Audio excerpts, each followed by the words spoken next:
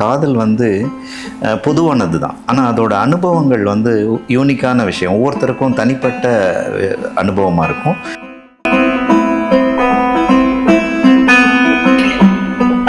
இருக்கிறதே காவாசி நிலம்தான் இந்த உலகத்தில். அதுக்கு பத்திரம், பட்டா, சிட்டா, அடங்கல், அதில் வேற வில்லங்கம். சூப்பர் டீலக்ஸ் படம்னு நினைக்கிறேன். தியாகராஜன் குமார் ராஜா எழுதியிருப்பாரு. கடற்கரை போனோம்னா அந்த அலை நம்ம கால்களை நினைக்கிறது நிலத்தோட மட்டும் தொடர்பு கொள்றது இல்லை, அதுல இருக்க மனுஷங்களோட மனசுலயும் தொடர்பா அது ஆயிடுது.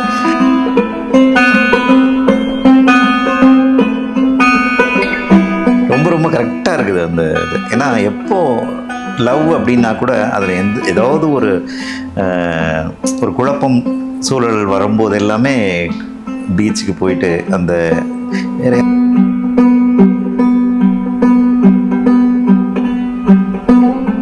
வணக்கம். இப்படி ஒரு தீயா அந்த புத்தகத்திலேருந்து, திரு ஐஏஎஸ் பாலகிருஷ்ணன் அவர்கள் எழுதிய புத்தகத்திலேருந்து நாம் ஒவ்வொரு கவிதையாக பார்த்துட்ருக்கோம். நம்ம கூட கெஸ்டாக வந்திருக்கவர் சரவணன் கண்ணா அவர்கள். நம்ம அடுத்த கவிதையை பார்க்கலாம். இப்போ கடலினும் பெரிய கடல்.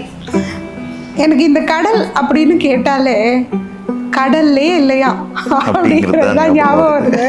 சார் அதை கண்டிப்பாக கொண்டு வந்திருப்பாரு அப்படின்னா இதில் வடிவேலு இல்லை, ஆனால் வடிவேல கொண்டு வந்திருந்தா இன்னும் நல்லா இருந்திருக்கும்னு தோணுது. அதிகாரம் படன் மெலிந்திரங்கள், குறள் எண் 1166. இன்பம் கடல் மற்றும் காமம் அகுதடுங்கால் துன்பம் அதனிற் பெரிது. கலைஞர் கருணாநிதி அவர்கள் உரை, காதல் இன்பம் கடல் போன்றது, காதலர் பிரிவு ஏற்படுத்தும் துன்பமோ கடலை விட பெரியது. காதல் அப்படிங்கிறது அதுல கிடைக்கிற மகிழ்ச்சி கடல் மாதிரி தான், ஆனா அது ஏற்படுத்துற துன்பம் அதை விட பெரிது அப்படிங்கிறாரு. இது ஒரு பெண்ணோட மனநிலையிலிருந்து வள்ளுவர் எழுதின மாதிரி எனக்கு தோணுது. காதல் பொதுவானது தானே, ஆனா ஆண்கள் பொதுவா காதல் கவலைப்படுறது இல்லை அப்படின்னு நினைக்கிறேன் நான். ஒருவேளை அது ரொம்ப காதல் இல்லாம கூட இருந்திருக்கலாம் இருக்கலாம், ஆனா அது பெண்கள் தான் அதை உள்ளேயே போட்டு நொந்து உருகி அப்படி அதை அந்த துன்பத்தையும் இன்பம் அளவுக்கு அதுக்கு மேல அவங்க எடுத்துட்டு போவாங்க அப்படின்னு நினைக்கிறேன். பார்க்கலாம் நம்ம. கடலினும் பெரிய கடல், நீலவானம் நீலக்கடல், இடைச்செருகல் போல பூமியில் நிலம். வானமும் இருக்கு, வானமும் இருக்கு. அதாவது ஒரு கவிஞன் சொன்னது மாதிரி, வானத்திலிருந்து நீளத்தை பிரித்து விட்டால் எதுவும் இல்லை அப்படிங்கிற மாதிரி. இவர் அதையும் தாண்டி ஏன் நீ பிரிக்கணும், நான் ரெண்டையும் இடைச்சர்களா வச்சுக்கிறேன் அப்படின்னு சொல்லி, எனக்கு பிரிக்க வேண்டிய அவசியமே இல்லை, சேர்க்கிறேன் அப்படின்னு சொல்லிட்டு வானத்துக்கும் நீலக்கடலுக்கும் இடையில இருக்கிற நிலம் தான் எல்லாமே நீளமா இருக்கு, ஆனா இடையில பூமி மட்டும் இடைச்செருகளா இருக்கு, ஏன்னா கலர் வேறையா இருக்கு அப்படின்னு சொல்லிடுறாரு அவர். ஆமா. புவிப்பரப்பில் 3/4 இந்த 3 எழுத்து கடல். அது என்னவோ நிஜம்தான், 70% இருக்கு இல்லையா கடல். கால்வாசி நிலத்தில் கணக்கற்ற கோடுகள், பத்திரம், பட்டா, சிட்டா, அடங்கல் சிரிப்பாக இருக்கிறது. அதுல போய் இவ்வளவு கோடுகள் இருக்கு. ஆமா, இவ்வளவு காவாசி நிலம் தான் இந்த உலகத்துல. அதுக்கு பத்திரம், பட்டா, சிட்டா, அடங்கல், அதுல வேற வில்லங்கம். ஆமா, இதெல்லாம் வில்லங்கத்தை. எனக்கு இந்த இடத்துல ஒரு வசனம் நினைவுக்கு வருது. சூப்பர் டீலக்ஸ் படம்னு நினைக்கிறேன். தியாகராஜன் குமார் ராஜா எழுதியிருப்பாரு. நேஷனாலிட்டி அப்படிங்கிறதே நேஷனுக்கு இன்டர்நேஷ்னலா நம்ம பிரிக்கிறோம் இல்லையா, ஒரு நாட்டுக்கு ஒரு வரையறைன்னு பிரிக்கிறோம் இல்லையா, அது எதுக்கு? இப்ப நான் இந்தியன், இன்னொருத்த அமெரிக்கன் அப்படின்னு இருக்கிறது எதுக்கு? எல்லா நாடும் எல்லாருக்கும் சொந்தம் தானே. நம்ம தமிழ் பாடின நிலம் இல்லையா, அது முறை யாவரும் கேளிர்னு. ஸோ அது மாதிரி அந்த பிரிவினைகள் எதிர்க்கு அப்படின்னு ஒரு டிஃப்ரெண்ட் தாட் எடுத்து வச்சிருப்பாரு. அந்த மாதிரி தாட்டா எனக்கு இது தோணுது. அது ரெண்டையும் நான் கனெக்ட் பண்ணிக்கிறேன். கடல் என்ற பேருண்மையில் நாம் அறிந்த ஆழமும் அகலமும் எத்தனை அங்குலம். நாம கல்லாதது கடல் அளவு, அது மாதிரி தான் இது எனக்கு இப்ப தோணுது. பூமியின் காதுகளில் என்ன சொல்ல பார்க்கிறது இந்த ஈர விரிவு. இரவு கேள்விப்பட்டிருக்கோம், இந்த ஈர விரிவு இந்த கடலை சொல்றாரு. ரொம்ப அதிகமா இருக்கு இல்லையா அது, அதனால விரிவா சொல்ற ஒரு வார்த்தைகளை. ஆமா, பூமியின் காதுகளில் என்ன சொல்ல பார்க்கிறது இந்த ஈர விரிவு. கடல் என்பது அலைகள் மட்டுமல்ல, இருந்தாலும் கரைக்கும் கடலுக்குமான உரையாடலின் ஊடகம் அலைகள் தானே. இது ஒரு மீடியான்றாரு. கரெக்ட், மீடியமா இருந்து செயல்படுது அப்படின்றாரு. இல்லைன்னா கடலை மறந்துடுவோம், நிலத்தையும் மறந்துடுவோம். இன்னொன்று, நாம நிலத்துல நிற்போம், கடல் அலைகளோட வந்து நம்மளோட கனெக்ட் ஆகுது. ஸோ அந்த ஒரு இந்த இடத்தை படிக்கும்போது கடல் என்பது அலைகள் மட்டுமல்ல, இருந்தாலும் கரைக்கும் கடலுக்குமான உரையாடலின் ஊடகம் அலைகள் தானே அப்படிங்கும்போது நம்மள புல் பண்ணுது. கான்வர்சேஷன் புல்ல பேசிட்டே இருக்கு, நிலத்தோட பேசிட்டு இருக்கு. என்ன அதை நம்மளே வந்து கடற்கரைக்கு போய் உட்கார்ந்தோம்னா அந்த அலைகளை தொடர்ச்சியா பார்த்துக்கிட்டே இருக்கிறதுல நம்மளுடைய சிந்தை கொஞ்ச நேரம் அப்படியே நின்று அமைதியா நம்ம ஒரு ரொம்ப அது ஒரு மெடிடேஷன் ஸ்டேட்ஸ் போயிடுவோம்.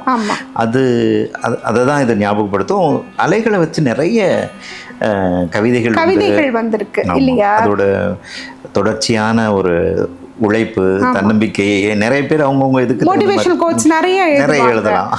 அது இல்லாம அந்த நிலத்தோட பேசுது, இந்த மண்ணுக்கும் ஈரத்துக்குமான தண்ணிக்குமான தொடர்பு மட்டும் இல்லாம அது மனசுக்கான தொடர்பா ஆயிடுது. அங்க நாம கடற்கரை போனோம்னா அந்த அலை வந்து நம்ம கால்களை நினைக்கிறது நிலத்தோட மட்டும் தொடர்பு கொள்றது இல்லை, அதுல இருக்க மனுஷங்களோட மனசுலயும் தொடர்பா அது ஆயிடுது. அப்படி ஒரு ஊடகமா அந்த அலை இருக்கு அப்படின்னு தொடர்ச்சி அதை செஞ்சிட்டு இருக்க ஒரு விஷயத்தை நம்ம பார்க்க நீ எதுக்கும் கவலைப்படாத, இதெல்லாம் ஒரு விஷயமே இல்லை அப்படிங்கிறத சொல்லாம சொல்லி கொடுக்குது. அது நமக்கு எத்தனையோ விஷயங்களை சொல்லி கொடுக்குது. நீங்க சொன்ன மாதிரி நம்பிக்கையை பத்தி நிறைய அது மாதிரி சொல்லி கொடுக்குது. நடுக்கடலை பார்த்தவர்கள் கோடியில் எத்தனை பேர்? நடுக்கடலுக்கு நான்லாம் இன்னும் டிராவல் பண்ணவே இல்லை. ஆமா, கடல்னு சொன்னோடனே பயப்படுற ஒரு ஆளா நான் இருப்பேன். கடலை பார்த்தாலே எனக்கு ஒரு பிரமிப்பு தாண்டி ஒரு பயம் இருக்கும் எப்பவுமே. அது ஏன்னு தெரியாது, மேபி என்னோட இயல்பு அதுவா இருக்கலாம். அது என்ன மாதிரி நிறைய பேருக்கு கடலுக்குள்ள போயிட்டா கரையில இருந்து பாக்குற வரைக்கும் தான் அழகு, ரசனை, அமைதி, சாந்தம். இதெல்லாம் கடலுக்குள்ள போக ஆரம்பிச்சிட்டோம்னா அந்த உலகம் வேற. அது நம்ம அனுபவிக்காத ஒரு உலகத்துக்குள்ள போகும்போது நம்மளை அறியாம பயம் நமக்குள்ள வந்துடும். ஆமா, கடற்கரையில் நின்று கடல் அலையில் கால் நனைத்து அண்ணாந்து பார்த்து காதலை நினைக்காதவர் யாரேனும் இருந்தால் இரண்டில் ஒன்று நிச்சயம். ஒரு முறை கூட காதலிக்காதவர் அல்லது ஒரு முறை கூட கடல் பார்க்காதவர். நீ ரெண்டுல ஒரு கேட்டகரி அப்படின்ட்டாரு. ரொம்ப ரொம்ப கரெக்டா இருக்குது அந்த இது. ஏன்னா எப்போ லவ் அப்படின்னா கூட அதில் ஏதாவது ஒரு குழப்பம் சூழல் வரும்போது எல்லாமே பீச்சுக்கு போயிட்டு அந்த வேறு யார் சொல்கிறத கேட்க போகிறா, நான் சொல்கிறத நீ தான் கேட்க போகிறேங்கிற மாதிரி கடல் கூட பேசிகிட்டு இருக்கிறது, அது ஒரு அடுத்த சாந்தமான ஒரு இடத்த கொண்டு வரும். நம்ம இது படிக்கும்போது எல்லாமே ஒரு காட்சிப்படுத்தல் நிகழ்ந்துட்டே இருக்கு பார்த்தீங்களா? நம்ம இப்போ சார் வந்து அந்த கனெக்ஷனை பற்றி சொல்கிறாரு, கடலுக்கும் நிலத்துக்குமான கனெக்ஷன், கடல் அலை நம்ம கூட பேசிகிட்டே இருக்கு அப்படின்னு நம்ம சொல்கிறோம்.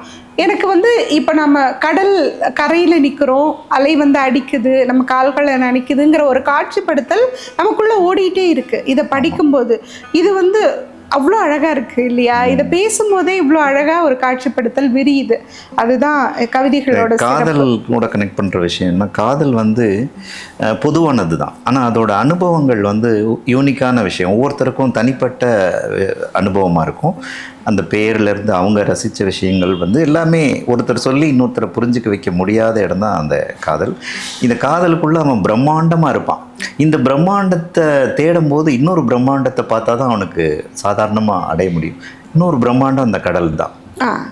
வானத்து உயரத்துக்கு நம்ம அதை போய் பார்க்குறது அளவு சாத்தியப்படாது. கடலை பார்க்கும்போது அவனுக்கு இவனுக்குள்ளே இருக்கிற பிரம்மாண்டமான உலகம் வந்து இன்னொரு பிரம்மாண்டத்தை பார்க்கும்போது அவனுக்கு ஒரு இன்னொன்னு நம்ம ஈகோவை கொஞ்சம் குறைக்கிற மாதிரியும் கடல் இருக்கும். ஏன் முன்னாடி நீ தூசு அப்படின்னு ஒரு விஷயத்தையும் நமக்கு சொல்லி கொடுக்கும் கடல் இல்லையா? நம்ம போய் நின்று பார்க்கும் பொழுது நாம தான் பெரியவங்க அப்படின்னு நமக்குள்ள அவ்வளோ ஒரு ஈகோ இருக்கும். செல்ஃப் ரெஸ்பெக்டோட உச்ச நிலைன்னு வச்சுக்கோங்களேன். நம்ம தான் பெரியவங்கன்னு நம்ம நினச்சிக்கிறது. ஆனால் கடல் முன்னாடி நின்று பார்க்கும்போது எவ்வளோ விரிந்து பறந்த கடல், இது முன்னாடி நாம் ஒன்றுமே இல்லை தூசு அப்படின்னு நினைக்க வச்சிரும் இல்லையா? இது வள்ளுவன் என்னும் தீரா காதலன் கால் நனைத்த அதே கிழக்கு கடற்கரை நானும் நிற்கிறேன். இது எவ்வளவு மித்தெல்லாம் வந்து உடைச்சு போடுது பாருங்க. வள்ளுவன் என்னும் தீரா காதலன் நின்ற அதே கடற்கரைன்னு சொல்றாரு. அப்ப கிழக்கு கடற்கரையில பிறந்த ஒரு மனிதர் தான் மாதானுபங்கி அப்படின்னு அவருக்கு பெயர் கொடுத்து அவரை வட மொழியிலேருந்து வந்தவர் அப்படிங்கிற ஒரு கற்பிதம் பண்றாங்க இல்லையா? அந்த கற்பிதங்களை இது உடைச்சு போடுது. இந்த ஒரு இது அதுதான் சாரோட பிரைம் எய்மே. நான் வந்து எப்போதுமே அவர் ரொம்ப கரெக்டா இருப்பாரு. இந்த ப்ராப்பர்ட்டிங்கிற மாதிரி அது மாதிரி காவி சாயம் பூச விரும்ப மாட்டாரு. அது மாதானுபங்கின்னு ஒரு வடமொழி பெயர் கொடுக்காதீங்கன்னு சொல்லுவாரு. இது எல்லாம் அது வந்து அந்த நோக்கத்தை நோக்கி அவர் போயிட்டே இருக்காரு ஒவ்வொரு கவிதையிலையும். தீரா காதலன் சொல்றாரு பாருங்க. காதல்னாலே ஒரு இடத்துல தீர்ந்து போயிடுங்கிறத புரிஞ்சுக்கிட்டு தீரா காதலன் அப்படிங்கிற ஒரு பெரிய பேர் அவருக்கு கொடுத்தாரு. ஆமா காதல், ஆமா காதல்ங்கிறதே தீராது. அதுல இவர் பண்ற காதல் இவரோட ப்ராசஸ் தீரவே தீராது அப்படின்னு.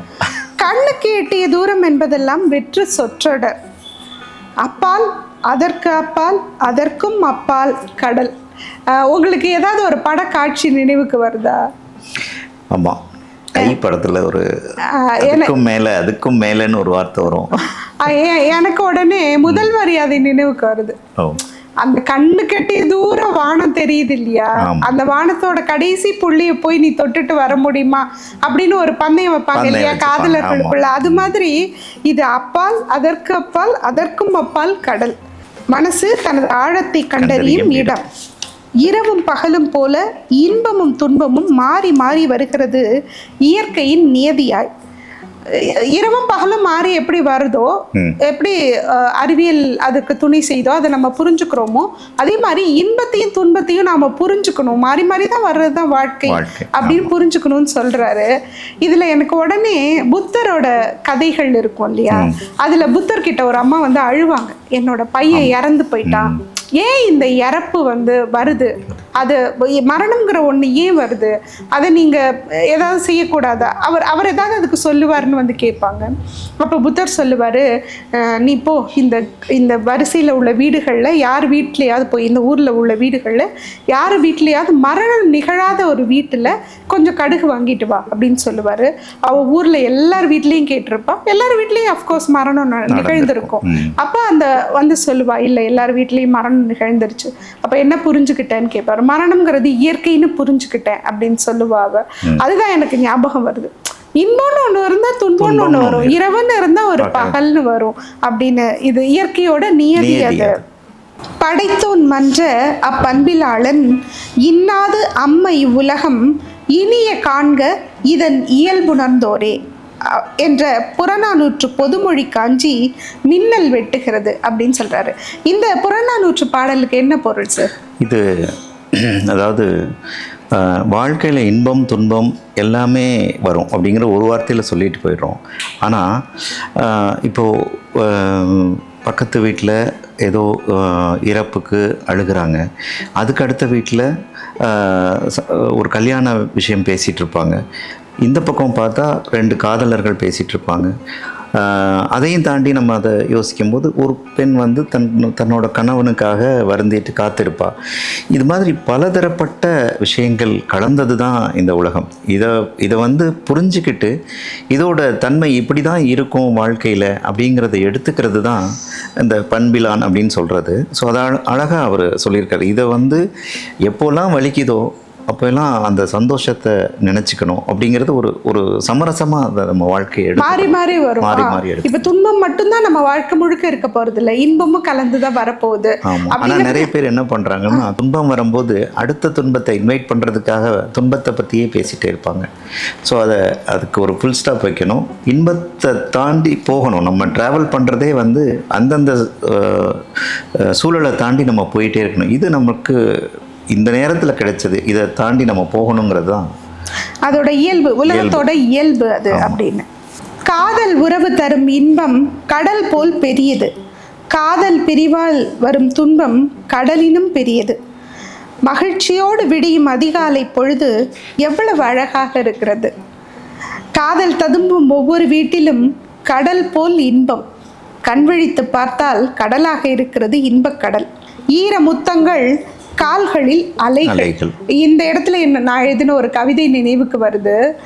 சுனாமி வரும் இல்லையா, சுனாமி வந்தால் அந்த காலத்தில் சுனாமியை நம்ம கடற்கோள் அப்படின்னு சொல்லுவோம். கடற்கோள் வந்து தான் பாண்டிய நாடு, நம்ம குமரிக்கோடில் இருந்தோம், அப்படி ஷிஃப்ட் ஆகி தான் நம்ம மதுரை வரைக்கும் வந்தோம் அப்படிங்கிறது வரலாறு. அந்த ஷிஃப்டான அந்த இடத்துல கபாடபுரத்தில் வாழ்ந்திருந்த ஒரு காதலர்கள் பற்றின ஒரு கவிதை. அதை நான் தனியாக ஒரு ரீல் கூட போட பார்க்குறேன். அது இப்போ பேசினா ரொம்ப பெருசாகிடும் நம்மளோட எபிசோடு.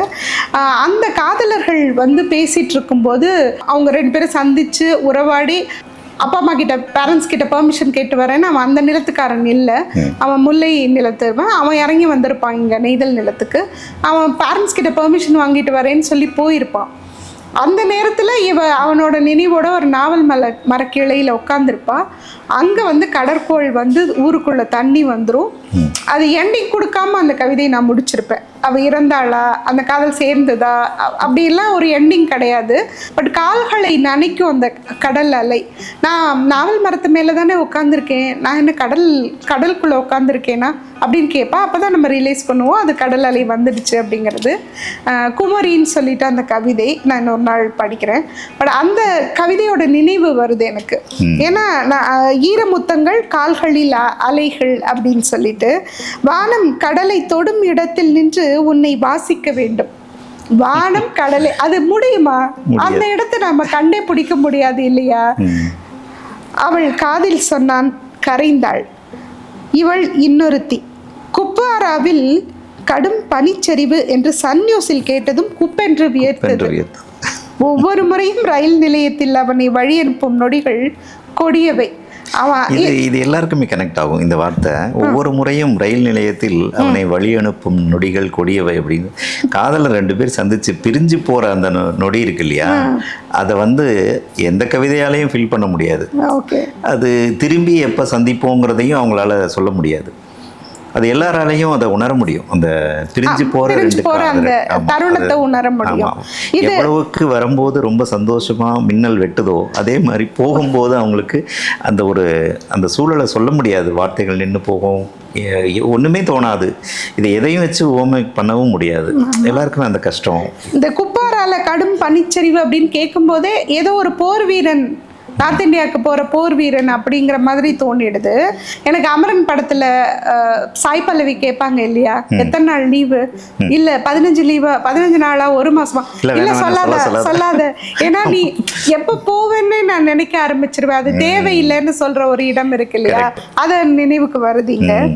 எல்லை கோடுகள் இல்லாத உலகம், போர்கள் இல்லாத எவ்வளவு அழகாக இருக்கும். எல்லை இல்லாத இன்பம் எப்போது வரும்? நான் சொன்ன அந்த சூப்பர் டீலக்ஸ் வசனம் தான் சொல்றாரு. எல்லை கோடுகள் இல்லாத உலகம். கோடுகள் எல்லாம் வேணாம்ப்பா, எல்லாத்தையும் அழிச்சிடுங்க, கோட்டை அழிச்சு திருப்பி போடுங்க. எல்லை இல்லாத இன்பம் எப்போது வரும்?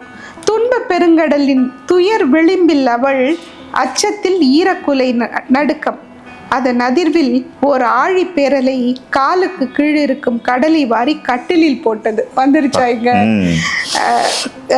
ஆழி பேரலை, அதான் சுனாமின்னு நம்ம சொல்லுவோம். அது வாரி காலுக்கு கீழே இருக்க கடலை வாரி கட்டிலில் போட்டதாம். மூழ்கி மூச்சு முட்டி வாரி சுருட்டி எழுந்து அழுதாள். தொலைபேசி வரும் வரை இனி தூக்கம் வராது. ஒரு அழகான வைகை நதி நாகரிகத்தில் சூவை எழுதியிருப்பாரு. பானை கோடுகள் கண்டுபிடிக்கப்பட்ட அந்த பானை, சின்னதாக உடஞ்ச பானை சிற்பங்கள்னு சொல்லக்கூடாது, கோட்டோவியம் கண்டெடுக்கப்பட்டுச்சு இல்லையா.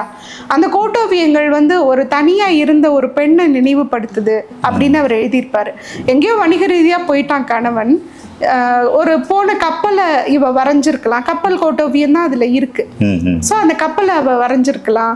இது ஒரு பெண்ணால தான் வரையப்பட்டிருக்கும். அதுக்கு ப்ரூஃப் கிடையாது நமக்கு. எத்தனையோ 1000 ஆண்டுகளுக்கு முன்னாடி வரையப்பட்ட ஓவியம்.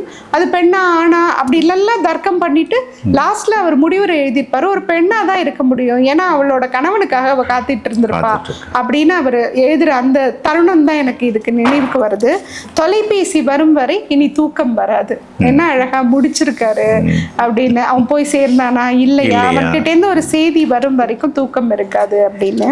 காதலுக்கு ஒரு எண்டு கொடுக்காம நீங்க ஒரு இதை முடிச்சிருப்பீங்கன்னு சொன்னீங்க. பொதுவாக காதலுக்கு எண்டே கிடையாது. அது எல்லாரோட லைஃப்லயும் அது இருந்துட்டு இருக்கு. நினைவுலையாவது வாழ்ந்துகிட்டே இருக்கும். சம்பிரதாயமாக சில விஷயங்களை சொல்ல முடியாதுன்னு இருந்தால் கூட காதல் இருந்துட்டு இருக்கும். அப்படியே அது நினைவுலையாவது இருக்கும். அந்த கேரக்டரை இன்னொரு ஆளால் ரீப்ளேஸ் பண்ணவும் முடியாது, காதலை ஸ்டாப் பண்ணவும் முடியாது. காதலர்களுக்கு வேணா எண்டு இருக்கும், காதலுக்கு எண்டு இல்லை. அது கரெக்டாக நீங்கள் அதை கையாண்டிருக்கீங்க. ரொம்ப சொல்லணும்னு நினச்சேன் அப்போ. அதான். நன்றிங்க சார்.